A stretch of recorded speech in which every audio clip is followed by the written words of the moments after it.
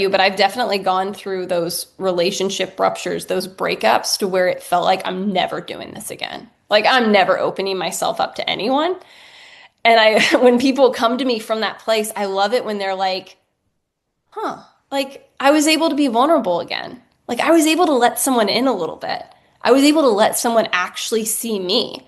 Because I don't know about you, I don't think there's anything that feels better than having someone that sees you and knows you and loves you. And it's like I having that feeling of like, oh, I am enough. So that's the biggest goal for me with people is to be able to like let down those walls that we put up after we've been hurt, whether it was by a parent, someone else, a past relationship, but being able to be like, you know what? I don't need to protect myself like this anymore. I can live and be vulnerable and be open. And it doesn't mean I'm boundaryless, right? But it just means that like I can receive love again.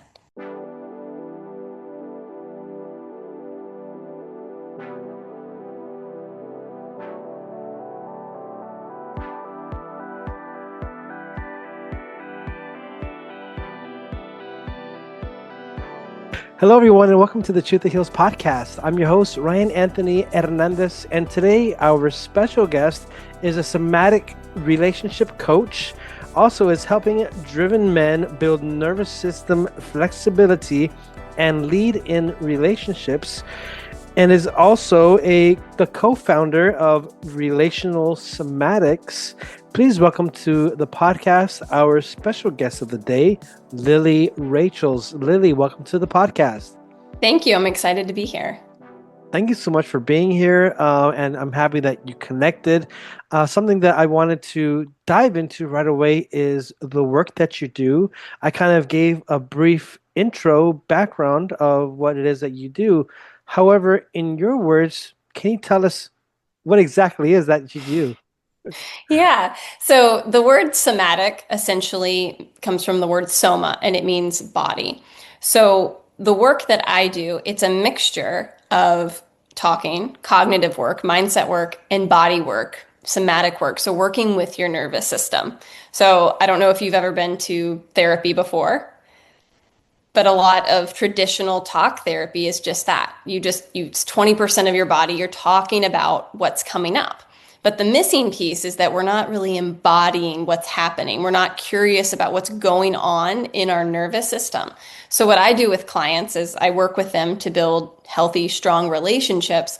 But I do that not just through, mindset work and, making plans and talking about stuff, but through really seeing like, well, what's going on in my system? Like, what is it that's preventing me from being the partner I really want to be or preventing me from receiving love? Because a lot of us, we have early childhood experiences or stuff that happens later on in life that it really gets between us and our ability to give and receive love to another person. And so essentially what I do is I help my clients remove those barriers and build flexibility, capacity to receive love and give love so they can build relationships that feel really good and they want to come home to after work. They don't want to avoid. And who would you describe to be your target audience? Yeah, so I predominantly work with men. I do have some female clients and I work with couples as well, but I'm really passionate about working with men. And part of that is I've had several men in my life who I was very close to suffer with strong suicidal ideation and or completed suicide. And I think when it comes to not so much the personal development, but the therapeutic space, that we're missing the mark when it comes to serving men.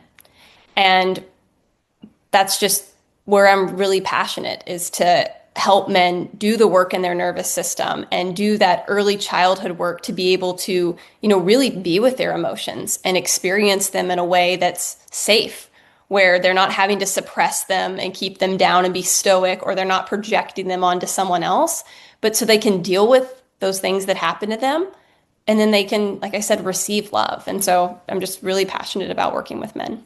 What are some questions that a person can ask themselves if they are considering, maybe I would really benefit from working with Lilly Rachels? Yeah. So the first thing I would say is just kind of a little audit of your life and asking yourself, like, how fulfilled am I in my relationships? Like, what is it like for me to tell another person that I love them? Or if I hear someone say they care about me or they love me, what does that physically feel like? Is it something I can receive?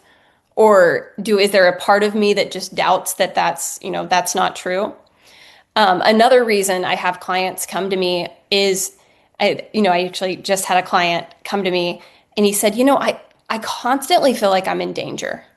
Like, even though, I've got a career, I've got a family, like the outside of my life looks really great. He's like, I'm just always on edge. It's like there's this constant low grade anxiety he always feels it in his chest, but he's like, that I'm always feeling and I'm on high alert and I feel like I can't settle. And so asking yourself those questions of like, do I feel grounded and connected? Do I feel like I have people around me that are supportive, that I can allow myself to be supported by? And am I able to keep a relationship? That's another thing I get a lot is, I'll get people who maybe they have a lot of dating skills, they can get people to pick them on an app, they can go out with people, but when it hits the 6 month or the year mark, it fizzles and they're not able to keep a connection with another person. And that's where I come in because a lot of us didn't get relational skills. Most of us, we experience our first relationship. It's a relationship with our parents or a primary caregiver, whoever raised us. And if there was dysfunction in that relationship or not healthy attunement in that relationship, that is going to give us this blueprint of how we start to show up in relationships going forward.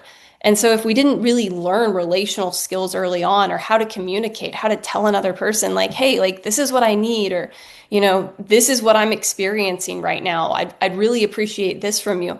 If that's a foreign language, it's hard to build a relationship that's going to last past a year. And so that's where I come in, is helping people build those long-term relationship skills and also feel really safe in their own body. So that's great that you're shedding light on what it is that you do, especially helping men and getting these tools to help them in the relationship to keep it going instead of just fizzling out so quickly, especially after that what do you call that, like that love stage. It's like Yeah, the limerence or the honeymoon phase. the honeymoon phase. But I did have a question. Do you help only those who are trying to save relationship, or do you also help those who perhaps have just gotten out of a relationship, or and those who are single and are trying to figure out why they can't get into a relationship? All of the above. All of the above. I have clients that come to me because they've, been married for years and maybe their wife is like, I want a divorce, I'm unhappy, and the relationship feels like it's imploding. I have clients, a few right now, who I don't know how to make a relationship work. I'd like to be in one, but I seem to sabotage it whenever someone gets close to me. Or people who are going through, a breakup. Like, I feel completely zeroed out. I feel devastated from what just happened. I don't know if I can ever open myself up to someone again. So anything in the world of relationships. And, I work with a few clients on their relationship with their parents or being able to just build friendships. So I would say it's relationships in general. Typically romantic relationships is what people come to me for, but it's living relationally, so it's relationships in general. And I'll be a little bit transparent here. I'm a man, and I love to go on dates every now and then. And there have been times where the app isn't enough. There's also a need for me to get some skills and a little bit of education. But I see that there are a lot of educators out there who, and I'm not trying to put anyone down, but I feel that they give great skill sets on how to woo a woman, how to get her to sleep with you, how to get her to feel more attracted to you. And that's cool.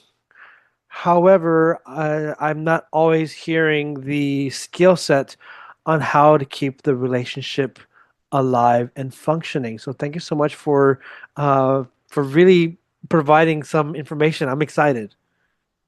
Yeah, and if I could piggyback on that just for a second, because this is where I'm really passionate about this work is you've probably, if you've been on the internet as a man looking at relationships and stuff, there's probably like the red pill community might have come up if you've heard of that. And, more of like the pickup artistry and there is a very different skill set on getting women to go out with you and sleep with you versus being able to hold a long-term relationship. And something that I see that breaks my heart is that a lot of these dating skills that people are teaching is really attracting a partner that is going to bring a roller coaster of a relationship. Because when we're playing games with someone, and this is where the nervous system work comes in, because at the end of the day, the thing a woman wants most in a relationship, if she's done the work on herself, is safety. We want to feel safe, not just physically, we want to feel emotionally safe with you. But if a woman is experiencing, her own stuff in life she hasn't worked through, maybe, whether it's attachment, whether it's just, a feeling of anxiety, self-worth, it can be really easy to pick someone up like that by playing games with them because it gives them this artificial sense of safety.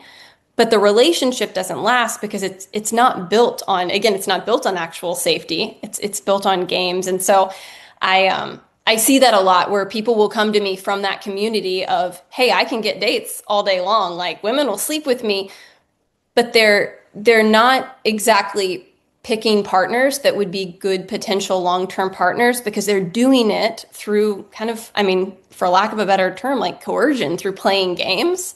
And so, yeah, that's part of the reason why I'm so passionate about relational skills versus just pickup games.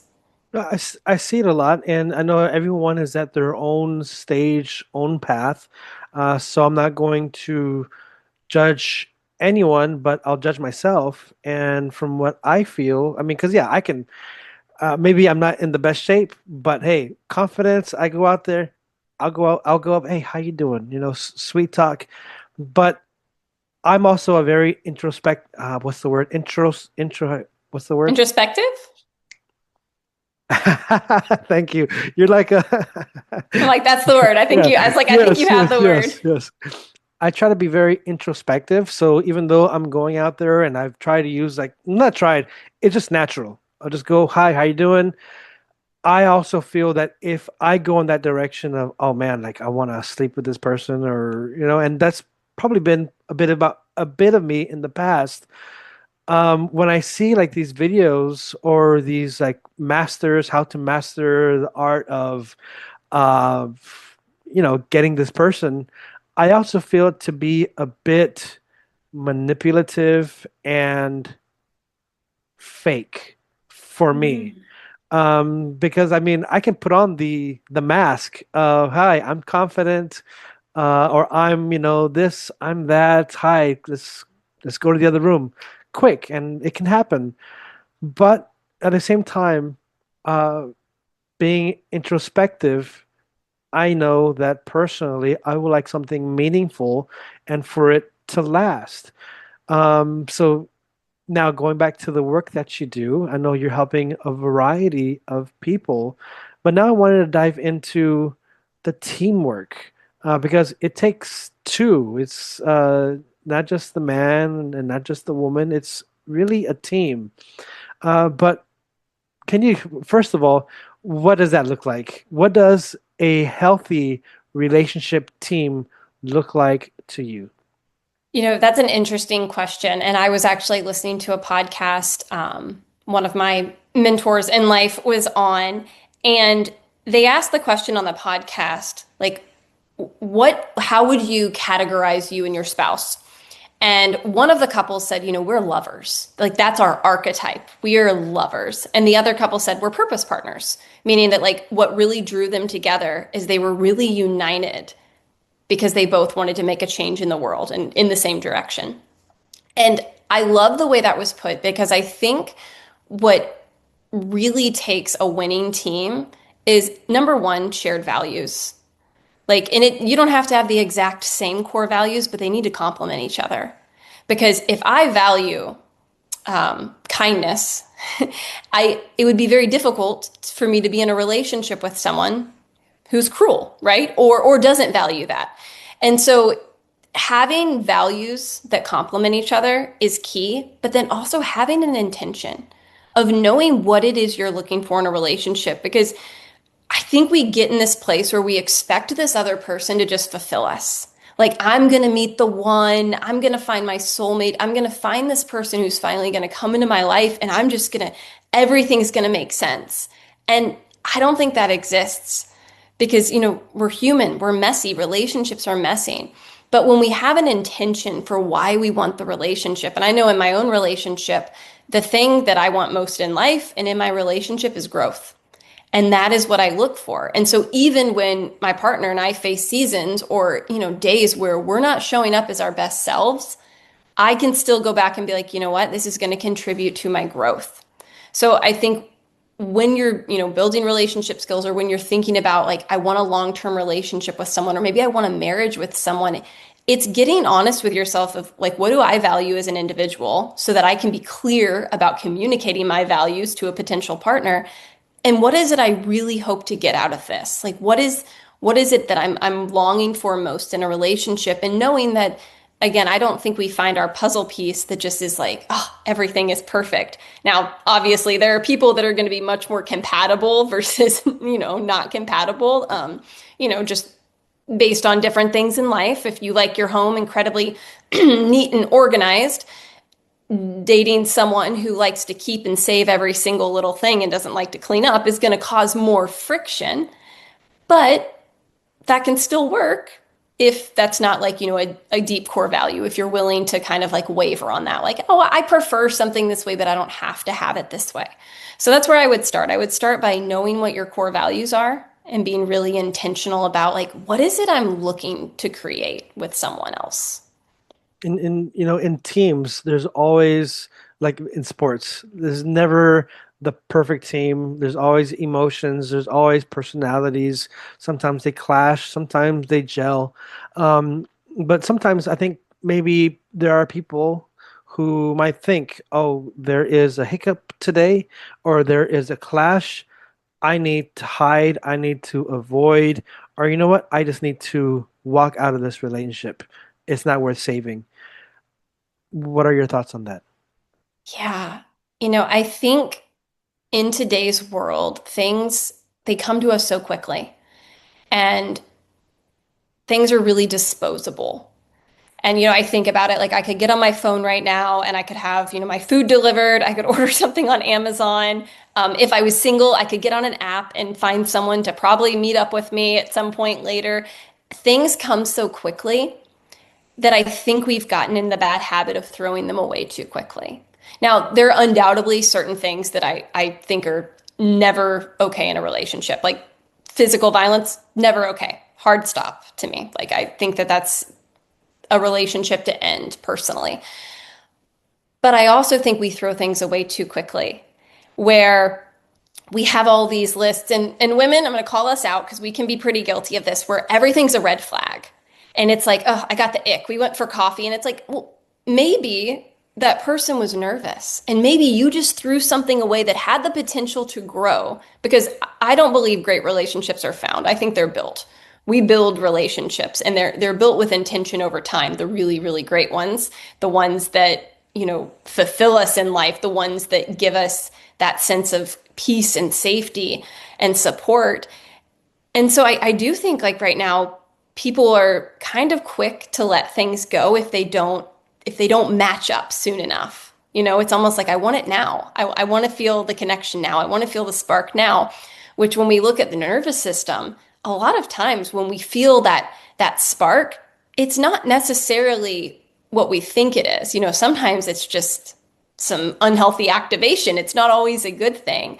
And so I don't know if that answers your question, but yeah, I think we throw things away too quickly this day and age.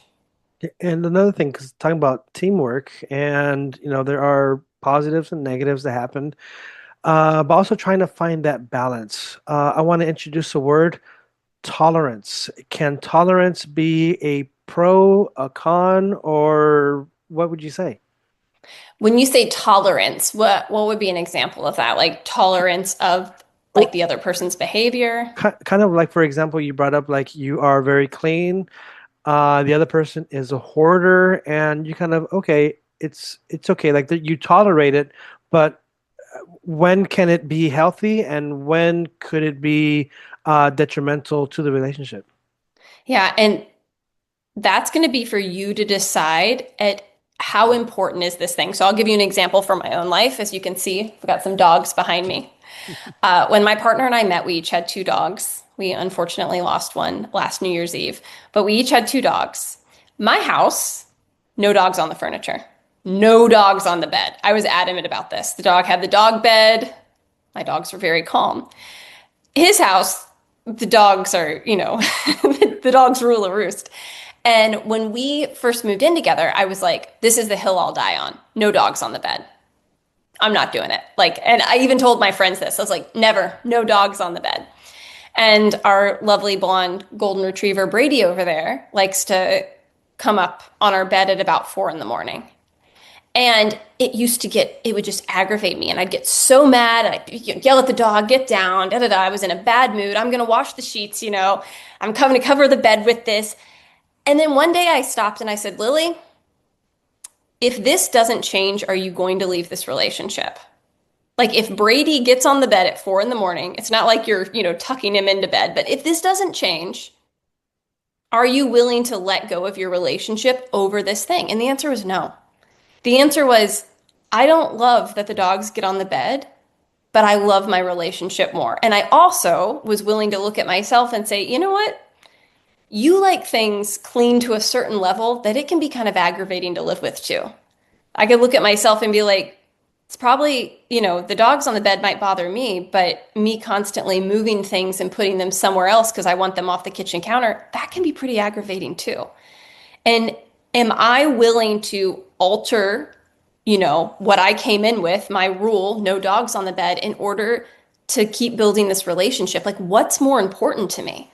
And I had to weigh that. And I was like, you know what? It's more important to me to be in this relationship. And ironically now, anytime my partner's out of town, I call the dog up on the bed because I like having him there. And so, I tell you that story because sometimes something will happen where it's like, you know what? No. Like having this either my way or maybe it touches on a value, like this is more important. And being honest, like, I love this relationship, but this is going to matter more. And then also being willing to say, okay, I've decided that I like the relationship, or I want the relationship more than I want to get my way. Am I willing to put down my reaction to not getting my way? Meaning for me, I got to quit complaining about the dog getting on the bed because I have chosen this relationship knowing that this is going to continue to happen. So I need to change my relationship with the thing that's happening so that I'm not, pissed off, yelling in a bad mood every time it happens because I know it's going to keep happening. He's a dog. I can't tell him like, "Hey, when I'm asleep at 4, don't get on the bed." Like he's going to keep doing it. And so, yeah, I think it's asking yourself like, am I willing to lose the relationship over this thing? Yes or no? And it's not no judgment either way. But if you are, if you're not, if you're like, no, I want the relationship, then you need to work on your relationship to the thing that you have a problem with. Something that I mentioned earlier was that, for myself, the need of being, the need of introspection, looking within, asking myself the certain questions. And from what you're sharing right now, you're being very reflective, looking at yourself first before going out and, really going after your partner, because that can be, very chaotic and fighting and yelling, because I think these things can really annoy a person. I want those damn dogs out of here, whatever. But maybe there are some people who struggle with that, with finding time to look within, to ponder and ask questions. And if you do have clients who are perhaps uh, not with the tool set to do that, how do you help them to take the first step? That's a great question. Like, how do we take the first step? So when I work with clients, I'm really big on, most of the time when there's tension or conflict in a relationship, most of the time you're not fighting about the thing that's happening. You're fighting about the thing that's happening, but you're also fighting about the things that are coupled with that thing that happened to you before you even met that person. And so, where I like to start is nervous system work. Because instead of going into, what was I like when I was little? What was I, trying to just do it all in our mind? I'll work with a client and be like, hey, like that fight you had with your partner, that thing that you got really frustrated about that you wanted your way, you know, I just want you to bring that to your mind. And as they do, I'll be like, and what do you notice in your body? And then that's where we get under the layer and we can kind of see, like, because most of the time it's like, well, I feel like really tense. And in nervous system work, we go into that sensation. So we don't have to contemplate your entire story. We're kind of going right into what's happening physiologically for you when this thing happens, because the thing is triggering something, and it's likely triggering something that started a long, long time ago. And then over time, the goal is to get to like, yeah, what is that thing? So for me with clients, that's where I always start. I always start with the nervous system. And I start with, what's happening again in your body when you're getting pissed off that the dog's on the bed. Because when I did that work for myself, I realized it was never about the dog. It was about feeling disrespected, that I had made a request and the request wasn't met. And so when we can do that, it kind of speeds up the contemplation a little bit because the body, it speaks in sensation, but we can get to it a little bit quicker than, if we don't have time, if you're not a super introspective person and you're like, well, I don't feel like I have time to contemplate these things all day long, then that's what I would suggest. Let's say, just for the sake of conversation, that you weren't okay with it, even after really asking yourself these questions. You know what? I'm not okay with it. I'm okay leaving this relationship. However, let's say this hypothetical, you do stay. How does that, what does that do to a person when they know themselves, they know they should be out of the relationship, but they just suck it up and stay? Yeah. Yeah. I would say that the level of conflict and friction will likely rise or the level of distance will set in. Because, I think a lot of times the sickness we can experience, the pain in our body we can experience is a denial of our truth, is a denial of knowing like this is what I need to do, but I'm not doing it. And other parts of our life can start to like experience and fall apart, not just the relationship. I know for me, there's been times in my life where I have known what I needed to do and I've put it off and put it off, and it's manifested in feeling sick all the time. It's manifested in having gut issues because I wasn't speaking the truth, right? Now, in that same situation, I would definitely suggest someone go to their partner and be like, "Hey, like this is such a big deal to me. I need this to change in order for us to move forward. Are you willing to make this change happen? And what does that look like?" Like, I would hope that was communicated first, but if the answer is no and you decide to stay, then yeah, I think you're likely going to see the symptoms of this start to like, I mean, it's almost like you think about like cancer, how it's like Mm. it metastasizes. It's going to metastasize into other areas of your life, not just your relationship. Because it's like, the title of your podcast, it's like when we have that truth inside of us and we try to it's stuff it down. It's like if we're really angry and we try to suppress the anger because we don't want to react, we don't want anyone to know, it starts to eat us alive from the inside out. And I asked this because before we even press uh, the record button, I was kind of thinking about all the relationships that I've seen in the past, and also, in social settings where there are friends who will say, "Hey, look over there! Look at that beautiful couple! Oh my gosh, aren't they just so adorable? Oh my gosh, 60 years of marriage. They must have the secret to having a healthy relationship." However, it might not be known that inside their relationship, one of them might have been suppressing their own truth and just staying. And like you were saying, it's a cancer.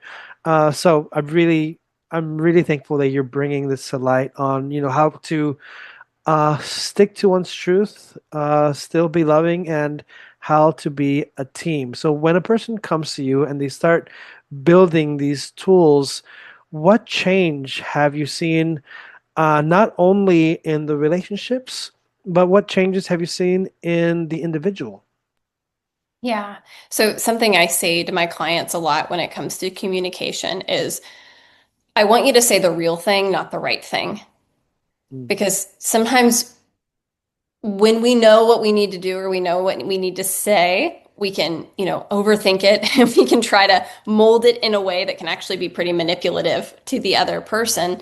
And I just want to piggyback real quick. You mentioned the old couple. I don't think there's a gold medal for saying I was married 50 years because I don't know about you, but I've known several people who have had marriages their entire life and have been incredibly unhappy. And I don't think we celebrate making another person unhappy or being, unhappy ourselves. And not just like happy the emotion, but like truly like I've known some people that are pretty miserable, but they're still married because they're committed. But they were only committed to staying married. They weren't committed to growing together. They weren't committed to, intentionally loving each other throughout the years and learning how to be a better partner to the person they're with. It's like if we're committed, like, hey, we're going to stay together, like, I hope we're also committed to, growing that together, not just, being like, hey guys, I'm celebrating 48 years, this Friday. Here's the loving photo on Facebook. But, our friends know that we're, barely sleeping in different rooms and never talk to each other. Um, and so I think I got a little off topic of your question, if you'll remind me of it. I don't remember, but I think this the sign. Oh, I think I asked, what is it? What have you seen change in the relationship after a person goes to you? Not only the relationship, but in the individuals. Yeah, yeah. Several different things. In doing the nervous system work, I see people living more present, grounded lives. So instead of waking up in the morning and feel like they're just always chasing the day, like they're always kind of behind, it's being able to like enjoy the little moments. It's being able to feel grounded and steady and having, that inner peace within them and the ability to communicate and express the needs they have. A lot of the people I work with have experienced whether it was early childhood trauma, and maybe that trauma was, their parents getting divorced at a young age, or, maybe it was some sort of sexual assault or, any number of things. But when we work together and we do, the somatic work, being able to renegotiate what happened in them so that they're no longer living in this state of, hypervigilance or activation or, completely suppressing their emotions, but they're able to, again, there's an Old Dominion song that says you've got to love like there's no such thing as a broken heart. And I love that line because it's like when we do this work, it's like they're able to connect with someone again and let someone in. Because I don't know about you, but I've definitely gone through those relationship ruptures, those breakups to where it felt like I'm never doing this again. Like I'm never opening myself up to anyone. And when people come to me from that place, I love it when they're like, huh, like I was able to be vulnerable again. Like I was able to let someone in a little bit. I was able to let someone actually see me.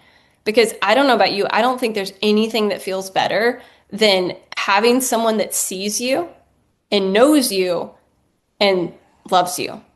And it's like I having that feeling of like, oh, I am enough. So that's the biggest goal for me with people is to be able to like let down those walls that we put up after we've been hurt, whether it was by a parent, someone else, a past relationship, but being able to be like, you know what? I don't need to protect myself like this anymore. I can live and be vulnerable and be open.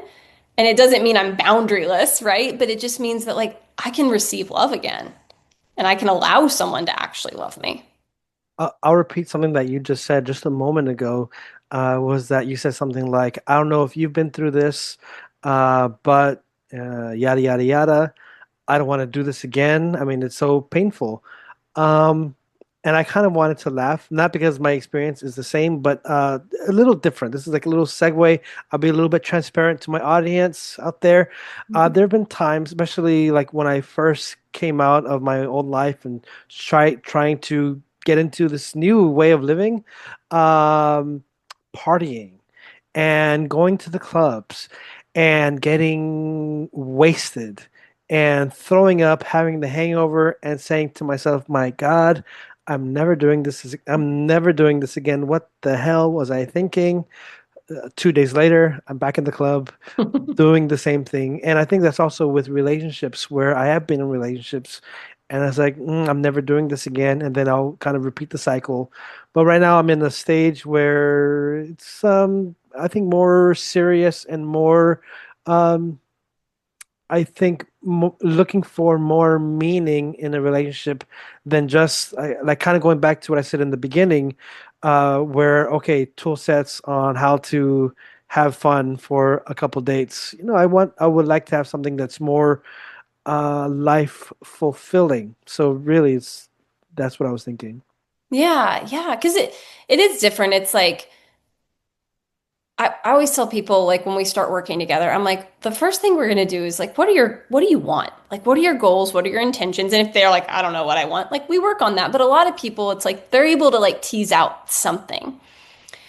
And then that really affects like what we do, right? It's like, well, if my goal is like, I want to feel really supported by someone. I want to be with someone who I feel like really cares about me. It's like, okay, well, maybe some of those old tools aren't working as well. Like we need to work with different tools in order to get that thing that you want the most. Um, and that's funny. Yeah, I think we've all probably had that experience of when it comes to drinking and partying, you're like, I'm never doing this again. Then the next weekend rolls around and you've kind of forgotten the pain. And I would say people do that in relationships and they repeat those same cycles until we deal with the reason you started, like you went on this roller coaster ride with someone in the first place. And it normally is something, I mean, everyone I've ever worked with, it traces back to something that happened earlier on that put those protective patterns in place that allow you to keep living in that repetitive cycle and or having that kind of roller coaster experience with someone where you're like never doing that again, but then you're right back to it. And that's the gap I see in like traditional talk therapy in doing nervous system work is I can know all day long that, drinking a lot, doing drugs, and going to a club isn't good for me. Like most people we know, right? We know that alcohol is not good for us, but you can have that knowledge and still do the same behavior over and over again. And so we can know that, dating that kind of girl and, in this kind of situation, it's not good for me, but here I go again. Even though you have that like reason, it doesn't mean you stop doing it. And that's where the nervous system work comes in, because then it's like we can embody this stuff we have in our mind and be like, wait, what would it be like for making the better choice actually feel good in my body and feel safe in my body to where I want to make the decision to be like, you know what? I'm not going to go get, sloshed tonight. I'm going to do this instead, or I'm going to make this decision instead. So that's what I see as the missing piece between like traditional, just like talking about something versus like really being able to embody the better choices we want to make. Well, thank you so much. I have so many more things that are just popping in my mind. However, for time, and I just wanted to capture what it is that you do and really give the audience an understanding of the amazing work that you do. So I think that's enough for today, because yeah, there's just so many more questions that can pop up, because the work that you do really is, it really can help a family's future. So I think it's really beautiful. But now, so for the people who are listening and they might be saying, "Oh my gosh, I have to contact this person or I have to work with Lilly. I would love to work with Lilly." Do you have any programs, websites that they can check out? Yeah, if you want to go deeper and just learn more about kind of my philosophy and longer form content, lillyrachels.com or www.lillyrachels.com. And I'm on social media platforms at Lilly Rachels. And I'd love to connect with you. If you're curious, send me a DM, send me an email. I would love to connect with you and see if I could be of a support in your life. I'm really passionate about relationships and I love love and I love connection and I want more people, specifically men, to be able to experience that in their life. And you also have a podcast, correct? I do. That'll be through you can find that through the website, but it's called Relationship Growth. And they're short episodes where my goal is to just add more tools to your relational tool belt. Well, thank you so much, Lily Rachels, for sharing so much educating me today. And I really enjoyed this episode. Before I conclude, I always ask each guest the same question, and that question is, Lily, what is your truth that heals? What is my truth that heals? Ooh, that's such a good question. And there's so many things I want to say. Give me just a second.